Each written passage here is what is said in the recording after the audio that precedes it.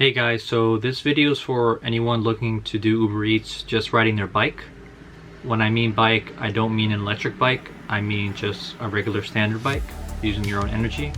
I remember when I first started, I looked for videos like this where someone was sharing their story or just giving out advice and tips, and I couldn't find any that was just straight to the point and advice. First advice is trying to not stray too away from home.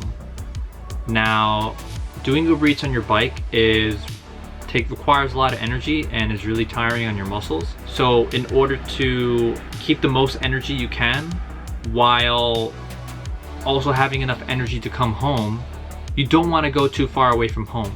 And in the beginning, when I first started, I didn't know that before you accept the delivery, you can actually see the address of where the food is going to be delivered to, or at least the area. Now, I delivered in my area in New York, so most of the addresses I knew already, like from my head. So I recommend trying to familiarize with your neighborhood, or at least your surrounding neighborhoods in your city, because that'll really help when you're taking deliveries, because you only have, I think, about 10 seconds to accept the delivery.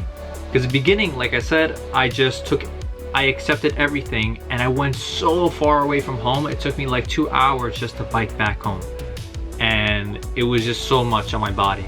So if you have an electric bike, that probably won't be a problem because you're running on electricity, right? You're not running on your body so much.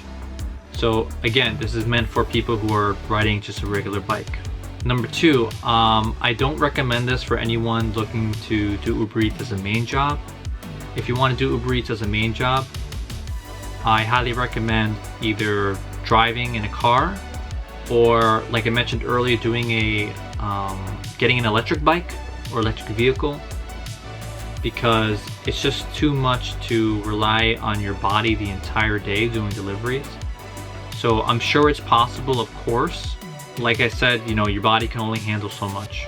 You also have to check the weather, because if it's raining, obviously that's because if it's raining, you're gonna get wet. You need your phone to check delivery, so maybe your phone will get wet. It'll be hard to see. It's dangerous enough to be bike riding in the street, right? So imagine when it's raining. Get a proper bag. Now, when I say get a proper bag, it also depends on your weather. I think regardless, getting a food insulated delivery bag is the best option.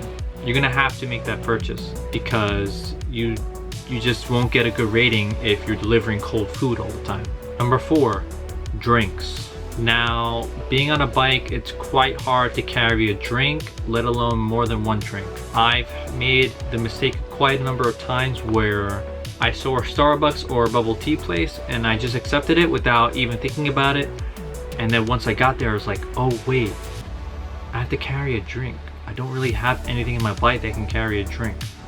So what winded up happening was I would hold the drink in one hand and I would ride the bike with the other hand and steer. So it's dangerous, you can do it, but later on down the road, I learned to just not accept any deliveries with drinks altogether.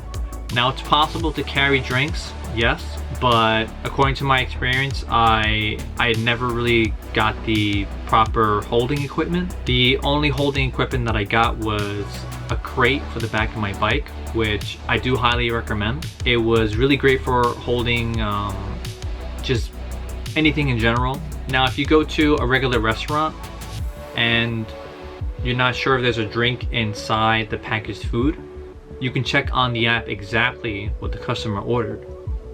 So this did happen to me before, where I got a delivery from McDonald's. I didn't know that there was a cup of Coke inside the bag. And I don't know why the guy packaged the Coke inside the bag. I felt like it should be separate. Food and drink should be separate. Anyway, long story short, I put the bag of food in my bag and I was riding like normal, and then the Coke started dripping. So besides that the drink was in the bag and I didn't know, he didn't seal the lid on correctly. So a lot of times it's not even your fault. Sometimes it could be the way they package it. So in order to ensure that, you always have to make sure that there's a drink inside and regardless of the drink or not, you want to ride as careful as possible. Now, my last piece of advice is to get a lock. I rode a long time without getting a lock.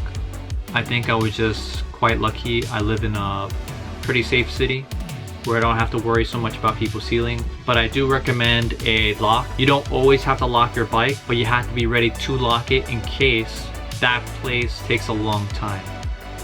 I would say about 80% of the time, any place that I picked up food from, any restaurant or store, it was pretty quick, in and out. I just went inside, I showed them my phone and the name of the person, I got the food, and I was out. But other times, especially restaurants like Five Guys, I don't know why, but they took like over 10 minutes. And I remember like being really stressed out and really nervous someone's gonna steal my bike. And I kept on checking and checking. One time I tried to bring it inside the store and then the guy yelled at me. He said, "Hey, you can't have that inside." I said, "Okay, sir, no problem." So I brought it outside and no one stole it, but it's better to have that peace of mind than having that lock.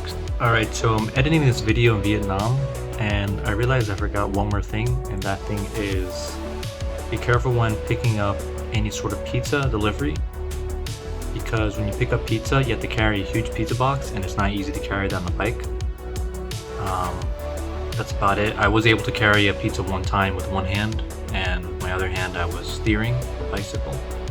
So it's possible, but I highly don't recommend it. There's plenty other places that you can pick up from. With that said, thank you for watching and stay tuned.